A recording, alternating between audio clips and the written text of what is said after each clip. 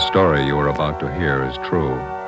Only the names have been changed to protect the innocent. Fatima Cigarettes, best of all long cigarettes, brings you Dragnet.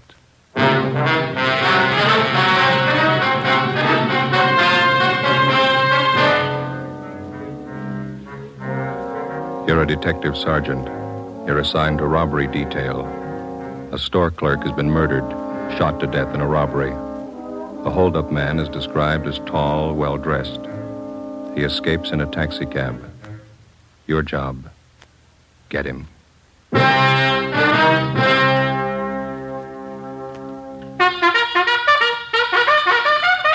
Oh, no. Ah, that's different. Yes, what a difference. In Fatima, the difference is quality. You see, Fatima is the quality king-size cigarette because it contains the finest Turkish and domestic tobaccos superbly blended. And Fatima is extra mild with a much different, much better flavor and aroma than any other long cigarette. Because of its quality, its extra mildness, its better flavor and aroma, Fatima has more than doubled its smokers coast to coast. Fatimas cost the same as other long cigarettes, but your first puff will tell you... Ah, that's different. Yes, in Fatima, the difference is quality. Ask your dealer for Fatima, the quality king-size cigarette. Best of all long cigarettes. Start enjoying Fatima tomorrow.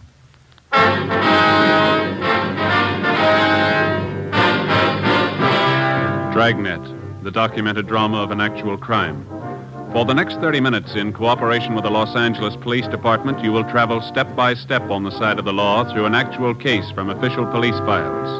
From beginning to end, from crime to punishment, Dragnet is the story of your police force in action. It was Friday, August 17th. It was hot in Los Angeles. We were working the night watch out of robbery detail. My partner's Ben Romero. The boss is Captain Walker. My name's Friday. It was 8:35 p.m. when we got to the Church of St. Damien, the vestibule.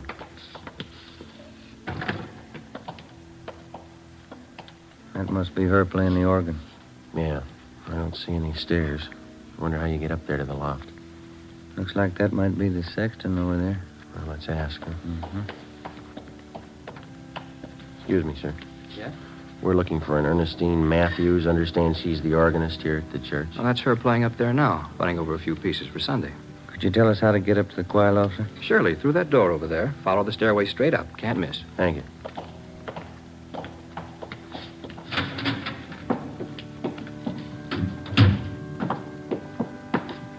Sure has been a long time.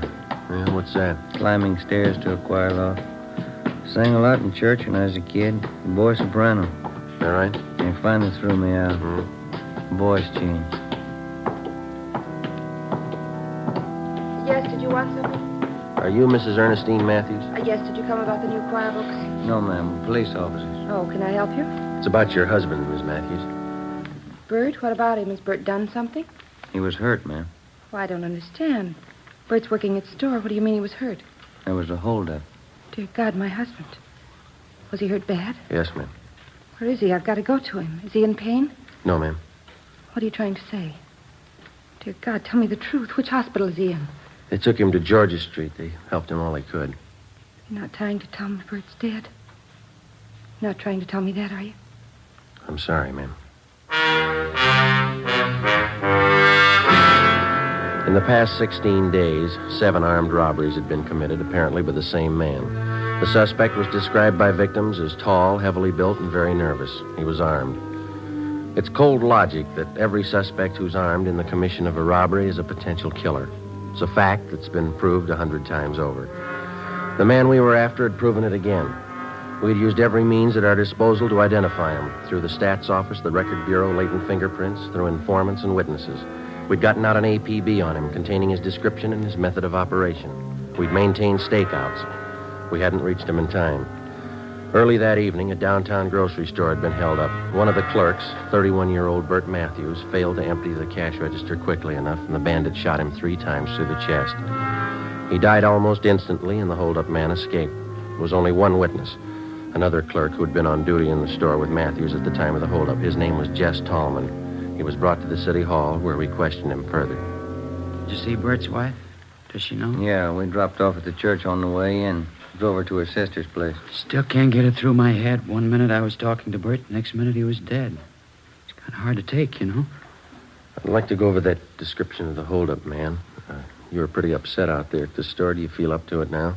Yeah, I'm okay. All right, now you just take it easy. Tell us everything you remember and take all the time you need. Well, I know he was a big guy. Over 6 foot anyway, I'm sure of that. He had a good build, too. Wasn't skinny. How about his face, Jess? Did you get a good look at it? Yeah, I did. It was thin, and he kept working it around, you know, twitching like guy was plenty nervous. Mm-hmm. Can you tell us anything else about it? He was young, about 21, I'd say. Had dark color eyes. That's about all I'd swear to, Sergeant. He had a hat on, I know that. Mm-hmm. How about the rest of his clothing? I wouldn't be sure about it. Could have been a gray coat, blue coat, I don't know. I wouldn't want to give you a bum steer. Did you get a look at the gun? I couldn't miss that. It was a big one. It wasn't shiny. It was kind of dark blue color. I can see the guy now walking in the store and pointing it at Bert. What time was that again, Jess, when the bandits showed up? Just about 7:30. Bert was behind the counter. I was in the back stacking the shelves. The guy just walked in, pointed the gun, said, "Give me the dough." I heard him say that. Mm-hmm. Bert was kind of surprised. He just stood there for a minute, and the guy said, "Hurry up, give me the dough." And Bert said, "Okay, you can have everything." And he reached to get the dough from the cash register. And that's when the guy did it. He hit Bert right in the chest. What happened then? Bert moaned a little and fell down on the floor. I got so mad I started running for the guy, but he swung around at me with a gun and said, "Stay where you are." Yeah. Well, I didn't want to get killed. I stopped. You can't blame me for that, can you? Did you follow the man when he left? Well, you see, he backed out of the store, and when he got to the sidewalk, he jammed the gun in his pocket and ran down the street. I ran out after him, saw him jump in a taxi cab and take off. Did you get the cab's number? Well, he was too far away for that, at least halfway down the block. I know somebody else must have been driving it, though. How do you know that? The cab was already moving when the hold-up guy jumped in. He got in the front seat. How do you know it was the front seat and not the back? The way those cab doors open, you know. Front doors swing out to the left, back ones swing out to the right. That ties in, Joe. Used the same M.O. on those hold-ups last week. Yeah. You got anything else to add, Jess? Anything you think we ought to know? It's about the size of it, Sergeant. You don't think I'm yellow, do you? Well, how do you mean? I mean, because I stopped when he pointed the gun at me. Guess I should have grabbed him, but that gun looked as big as a cannon. Let's face it, I'm not that much of a hero. Oh, I'll put in with you, Jess. Huh? Neither am I. Along with a team of men from homicide detail, we continued our investigation of the holdup and killing. Ballistics reported that the slugs taken from the body of Bert Matthews had possibly been fired from a .38 caliber Colt revolver. The slugs were in good condition for identification. All the possible suspects picked from the mug books by the victims had been checked out. All of them had been cleared. Fingerprints left by the bandit at the scene of his latest crime were checked out. No make. We tried to check the taxi cab used in the escape. We got nowhere. The morning after the Matthews killing, we got a call from Sheriff's Homicide. We went across the street and checked with Inspector Bowers. Either one of you remember that case about 6 months ago, the Harry Solomon killing? Oh, yeah, Inspector. It's pretty vague right now. Your men handled it, a county case? Yeah, let me lay it out for you. It's just possible it might tie in with that killing you fellas had last night. And what's the angle? Harry Solomon was a taxi cab driver. The night of February 26th, somebody saw him pick up a fare at Sunset and Highland about 10:30 p.m. That's the last time he was seen alive. Yeah, I think I remember. The next morning, we found Solomon's body in a ditch out in the valley. 238 slugs in his head. Found his cab a few yards up the road, abandoned. Killer used a .38, same kind of gun used on last night's job. Here's something else that ties in. Yeah? A description of the passenger Solomon picked up at Sunset and Highland the night he was murdered. The last fare he ever handled. Mm-hmm. White male American. Over 6 feet tall, heavy build. Age, 20, 21, dark eyes. Had a dark suit on and a hat. Matches up all the way down the line. You had a robbery motive figured on the Solomon killing, didn't you? That's right. Except for a $5 bill hidden in his wallet, Solomon didn't have a penny of his receipts for the night. Might have been another reason behind the killing besides that. Yeah? It's just barely possible Solomon might have known the hold-up man, the guy who killed him. How do you figure? Solomon had been a cabbie for 14 years before he was murdered. From this hold-up man's M.O., using cabs for a getaway car, it's possible he might have been a cab driver at some time or other. You mean if the killer got in the cab and thought Solomon recognized him, was suspicious of him? That's right. Could have been reason enough for him to kill Solomon. I know there's a lot of coulds and ifs and maybes in it, but I thought you might be interested. Well, we'll check it out first thing. How are your men coming on the Solomon case? Progress is pretty slow. Well, we'll keep you posted on anything new. Fine. If we can help, let me know. Right. Bye.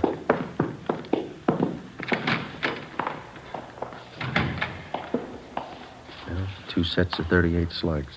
What do you think? Let's ask the crime lab. We put in a request to Russ Camp and Ballistics to check the 38 slugs found in taxi driver Solomon's body against those found in the body of grocery clerk Bert Matthews. Then we contacted the special agent at the taxi cab company. We asked him for pictures of all their drivers employed by the company during the past year who were 6 feet in height or over. He told us that they'd have a file ready for us the following morning. We drove back to the office and checked in with Russ Camp at the crime lab. He was examining the 38 slugs under the comparison light. Just a few more minutes, fellas. Have a chair. Yeah, all right. Not much luck so far. No. No. Yeah. Well, that's it. Yeah? No make. These slugs come from 2 different guns. That night, 2 more armed robberies were committed. One at a liquor store, the other at a cafe. In both cases, the holdup man escaped in a taxi cab. The description of the man who robbed the liquor store matched that of the bandit who shot and killed Bert Matthews. The big switch came when we checked the cafe holdup. There, the victims described the suspect as short and fat with dark blonde hair. He had a deep scar on his chin. During the robbery, this suspect had become so nervous that he'd dropped his gun, but he'd succeeded in getting outside and escaping in a taxi cab before he could be apprehended. The gun was taken back to latent fingerprints and checked. It was clean. Russ Camp checked it through ballistics. Some days are like this, fellas. What do you mean? That cab driver Solomon was shot with a 38. Yeah? Bert Matthews was shot with a 38. A different one, though. Mm-hmm. This gun the bandit dropped tonight, it's a 38, too. Yeah, we know that. What are you getting at? Doesn't match either case. The next morning, we started working one of the few leads we had left. We drove down to the taxi cab company and collected the pictures of all the drivers that they employed during the past year who were 6 feet in height or over. There were 87 of them. We started checking them out. It's what the working detective calls legwork. It's slow and it's tedious, and you're not sure it's going to amount to anything even by the time you finish. 2 nights later, the taxicab bandit hit again. His first repeater. A restaurant on South Figueroa. He'd robbed the same place less than 3 weeks before. Ben and I interviewed the manager, a Mr. Cavallo. Telling you, Sergeant, I can't take any more of it. Twice in 1 month. Yes, sir. Could we talk back there in one of the booths? Oh, yeah. Come on. You got a good look at the man, did you, Mr. Cavallo? 2 feet from him. Memorized his face from the first time. It's no joke, you know. So I have no time for the customers. I'm too busy opening the cash box for that thief. Yeah, sit down. Thanks. Well, and you're positive it's the same man who robbed you before. There's no question there, huh? None, I'm positive. And he used the same M.O., too. Yeah, sure. M.O.? What's that? Oh, excuse me. I mean, he used the same approach, the same method of operation. Everything was the same. The man, the gun, the taxi cab, everything. You didn't get the number of the cab. I looked for it. I didn't see any. Must cover it up some way. Mm-hmm. Well, we've got some pictures here, Mr. Cavallo. I'd like to have you look at them. Just tell us if you recognize any of them. Well, I won't do any good. I already did that. They showed me pictures the last time. This is a different lot, sir. Oh, all right. Quite a few of them, huh? I'd like to have you check each one of them carefully, if you would. Just take your time. Yeah, we can't sit here without coffee. Natalie! Well, I wouldn't... Natalie! I don't care for anything. Yeah, don't be silly. You can't work without eating. Natalie! Yeah. Coffee, 3 cups. Okay. And now, where do I start? Well, these right here, if you'd just check these over, please. Uh-huh. No, not him.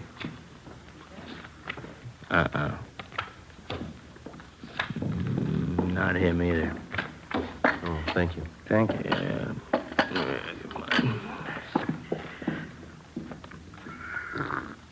Oh, it's hot. No, not that one. No. Is that all? No, I have some more here. Oh. Hey, that's an ugly-looking guy, huh? Look at that scar. They look familiar? No. Better check with the skipper when we're finished here. Yeah, it's been a couple hours, hasn't it? That lousy, no-good thief. Sir? Right here, this one. That's the guy. You sure? I opened my cash box twice for him. I'd know his face in a million. Morris Copley. Age 21. Description matches. Let's go, Ben. Thanks, Mr. Colella. It's only 40 minutes since the robbery. He's probably not even home yet. What can you do? We'll wait up. 10:30 p.m. We parked down the street from 527 Dayton Avenue, a two-story white stucco apartment house. We checked the names on the mailboxes. Morris Copley's wasn't on any of them. We rang for the manager. Copley? Morris Copley? No, he doesn't live here. Never heard of him. I wonder if you'd take a look at this, man. This picture, ma'am. You ever seen this man before? Well, let me get over here in the light. Let me see now. No, he doesn't live here. And you've never seen him before? No, I didn't say that. I just said he doesn't live here. And you have seen him before? I believe I might have, yes. Matter of fact, I'm sure of it. He's a friend of Mr. Tobin's, apartment 5. Comes to visit Mr. Tobin every now and then. Is this Mr. Tobin in now, ma'am? We'd like to talk to him. No, I'm afraid not. He works nights, never comes home before 2 a.m. Oh. Yeah, he's a cab driver.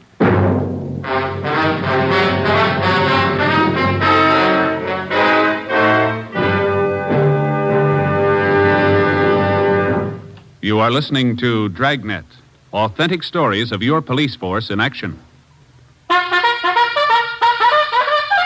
Oh, no. Ah, that's different. Yes, what a difference. There's a difference you can hear, there's a difference you can see, but the difference in Fatima is quality. Yes, friends, when you compare long cigarettes, you'll find that in Fatima, the difference is quality. Quality of tobaccos, the finest Turkish and domestic varieties, extra mild and superbly blended to give you a much different, much better flavor and aroma than any other long cigarette. Quality of manufacture. Smooth, plump cigarettes, rolled into the finest paper money can buy. Quality even to the appearance of the bright, clean yellow package, carefully wrapped and sealed to bring you Fatima's rich, fresh, extra mild flavor. Fatimas cost the same as other long cigarettes, but your first puff will tell you, Ah, that's different. Yes, in Fatima, the difference is quality. Ask your dealer for Fatima, the quality king-size cigarette. Best of all, long cigarettes. Start enjoying Fatima tomorrow.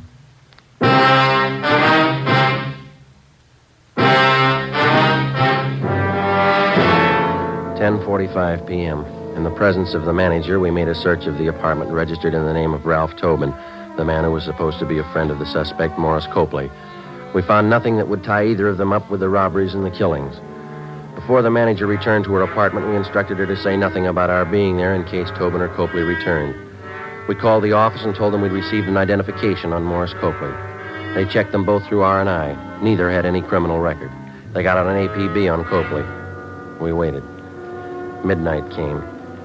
Nothing happened. 1 a.m. 1:30. Still no sign of either man. 1:45. Somebody's coming around back, Joe. Yeah. Kitchen door.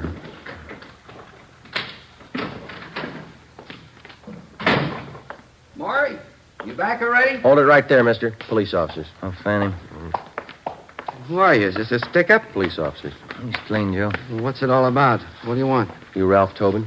That's right. This is my apartment. You know a Morris Copley? Copley? Yeah, I know him. You're looking for him? He's not here. We know that. Where is he? Wish I knew. I'm looking for him, too. He owes me money. Copley's a pretty steady visitor here, is that right? He was till I lent him that $65. Haven't seen him since. He took off. When was that? When? About 2 weeks ago. Yeah, just about. Look, you mind if I sit down? I'm a little nervous. Go ahead.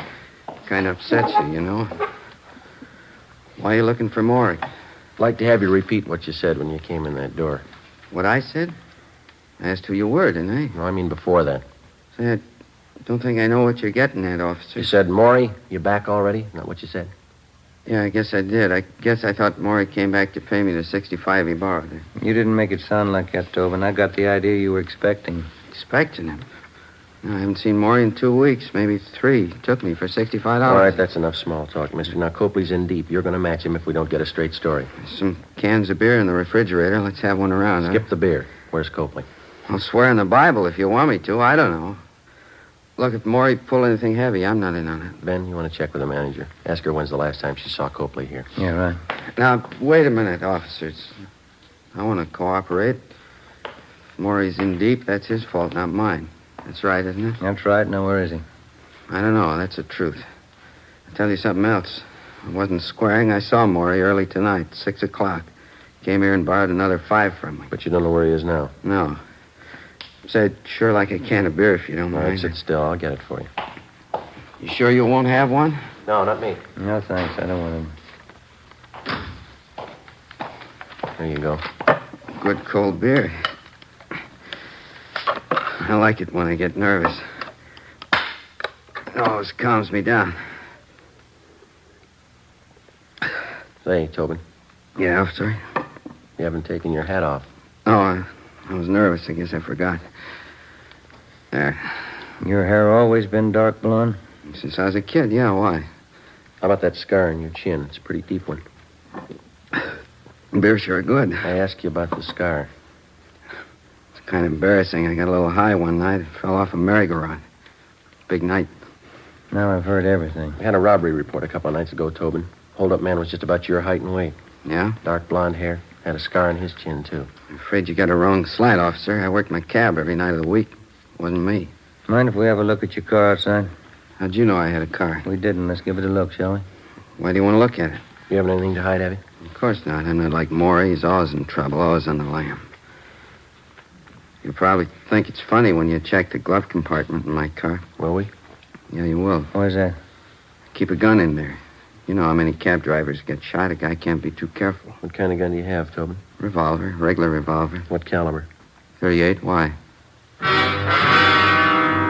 2:30 a.m. We searched his car, picked up his 38 caliber revolver, and then we drove Ralph Tobin back to the office where he was detained for questioning. We had a stakeout placed on his apartment. Russ Camp and ballistics checked Tobin's gun against the slugs which had taken the lives of Harry Solomon and Bert Matthews.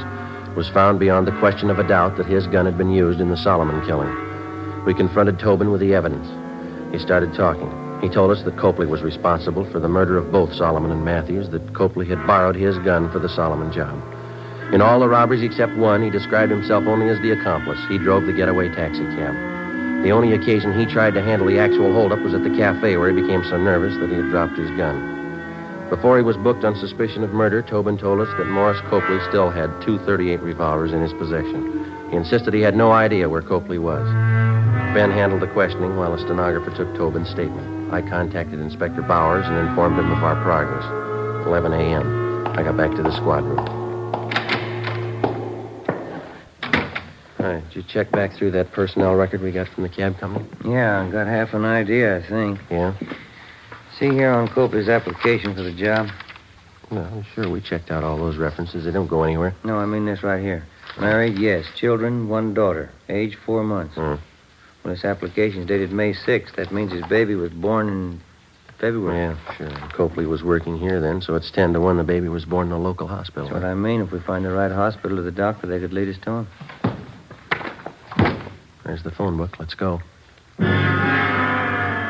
From noon until 4 p.m., we called every hospital, sanitarium, clinic, and rest home listed in the book. The answers were the same. No record of confinement for a Mrs. Morris Copley. Well, seemed like a good idea. Who are you calling now? Well, we've got one more, the county hospital. Well, this is Sergeant Friday, Police Department, Robbery Detail. Yes. I'd like to find out if you have any record of confinement for a Mrs. Morris Copley. No, that's Copley. C as in Charlie. Yes, thank you. He might have sent his wife out of town to have a baby. That's possible. Yeah. 1118. Thank you. 1118 Rochester, Copley's aunt. Let's go. 4:30 p.m. Together with Olson and Thaxter from Homicide Detail, we drove out to 1118 Rochester Avenue in the Crenshaw district. The house was vacant.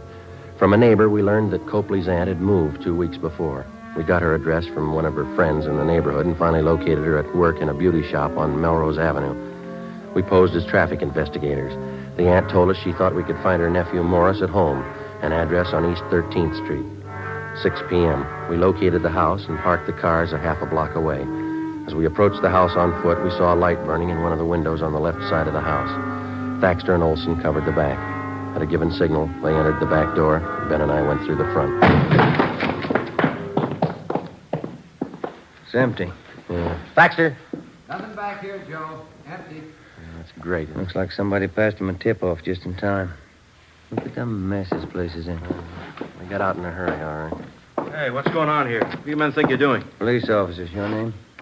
Silvera, one of the neighbors. You looking for the Copleys? When'd they leave? 20 minutes ago, I guess, in an awful hurry. What's the trouble? You know where they were going?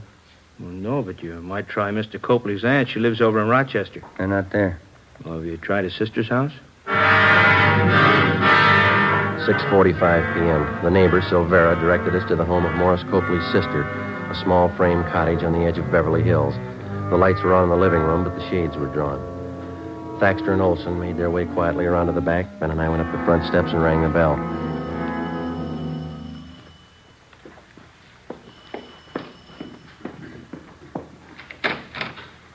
Yes? What do you want? You Miss Copley? Yes? What is it? Police officers, ma'am. Sorry. Oh, he isn't here. Maury isn't here. We know he's here. Living room's empty. Must be in the back, Joe. You can't. He's in the bedroom with the baby. He's got a gun. You can't go in there. Where's the bedroom? It's the end of the hall there, that door. He was sleeping. I think he's awake now. The baby close to him? In the same bed. She's propped up on pillows right next to him. He's got that gun with him. Don't go in, please. Where's the bed situated in the room? It's right inside the door to the left. Oh, please don't go in. He won't care what happens to the baby. Ben, I'll open the door. You hit the light switch and cover me. Watch the baby. You better stay here, Miss Copley. Your baby won't get hurt. Let's go.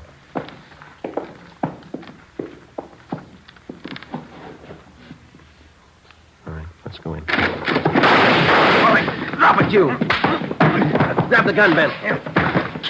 All right, come on. I got it, Joe. All right, Copley, get him up. Come on up. Joe? Yeah, I got him. Just a little frightened, ma'am. She's all right. I'll kill you, Mary. You tell him where to find us, didn't you? I'll kill you for that. Maury, I swear I didn't. I swear. Lousy dame. Nobody else knows she's the one who told you, isn't she? No. And who did? Who told you? You're looking at her. What do you mean? Your baby.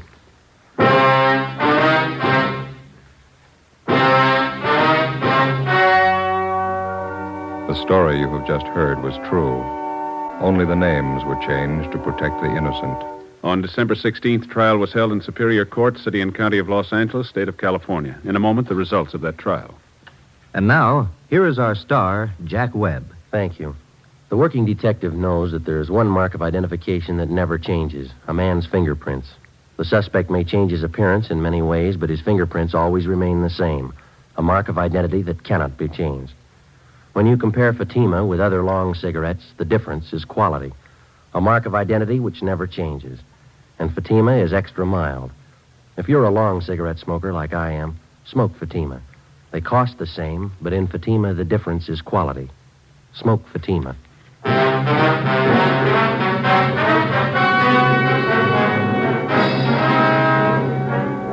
Morris John Copley and Ralph Edward Tobin were tried and convicted of murder in the first degree, 2 counts. They were both sentenced to be executed in the lethal gas chamber of the state penitentiary, San Quentin, California. You have just heard Dragnet, a series of authentic cases from official files. Technical advice comes from the Office of Chief of Police W.H. Parker, Los Angeles Police Department. Fatima Cigarettes, the best of all long cigarettes, has brought you Dragnet, portions transcribed from Los Angeles. Coming up, We the People. Tomorrow, enjoy The Life of Riley on NBC.